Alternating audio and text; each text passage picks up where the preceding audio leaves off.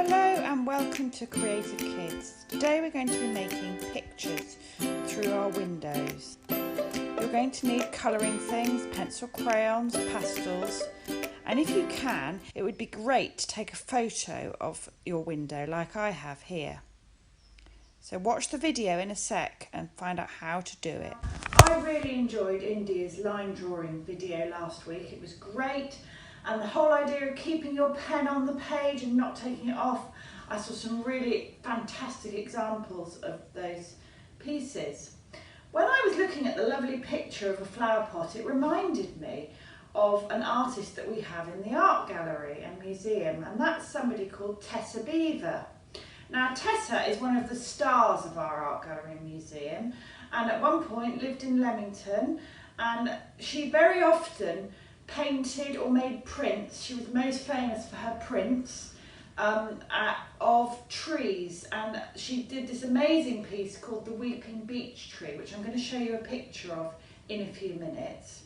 But before that, it reminded me of a picture that we borrowed several months ago and had in the Art Gallery Museum, and it's a picture called Studio Window, and it reminded me of the plant that India drew. And this is it here, and I am lucky enough to own another copy of this print. I actually bought it because I saw it in the exhibition and found it online, and I'm delighted to have it here today.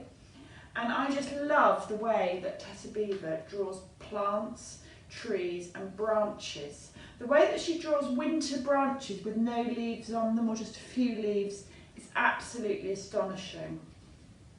They're almost like silhouette pictures, but they're just really clear and really simple. So we're going to use India's lesson that she did last week of drawing without taking your pen off the paper, but we're going to add some layers to it. So I'm going to teach you how to add some colour and how to add different textures and build up a picture of the studio window. Now the reason I am standing here is because I have put this on an easel, but I've chosen a windowsill in my house, and I have been round and I have collected from various points in the house plants and things, and I've arranged them to remind me a bit of Tessa Beaver's picture.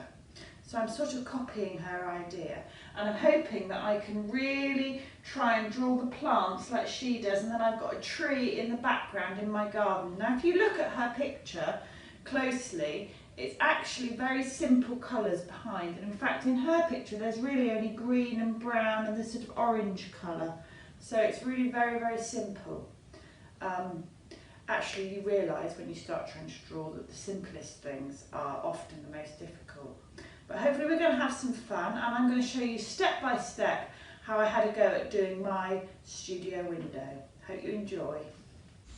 So the first thing I decided to do was take a photo through my window.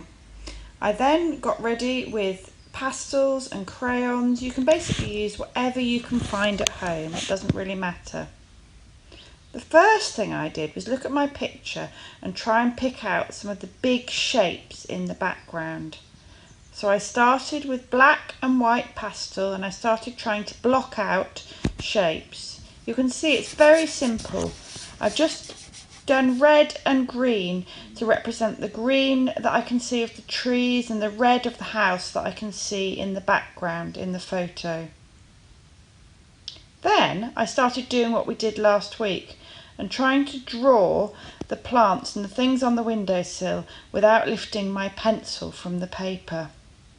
I did lift my pencil from the paper when I had to change colour or start adding texture or light or shade.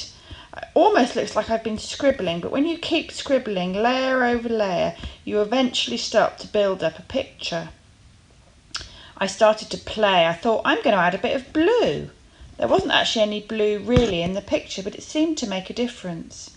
Then I started trying to look at the photo and see which bits were really dark. I got some brown out as well and started trying to highlight the dark areas, which seemed to make the light areas lighter.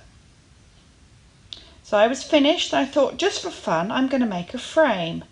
Sometimes framing things makes a big difference, so I just cut it out from another sheet of paper. And it was an idea that I had just as I was working. It was really easy just to do with scissors and draw a line around the edge. And then you'll see as I start to show you, are you ready? That my picture is starting to look better framed. So I'm really pleased with my view through the window. It's not quite as good as Tessa's, but it's a good first attempt. And I can try and try again. So have fun. See you next week.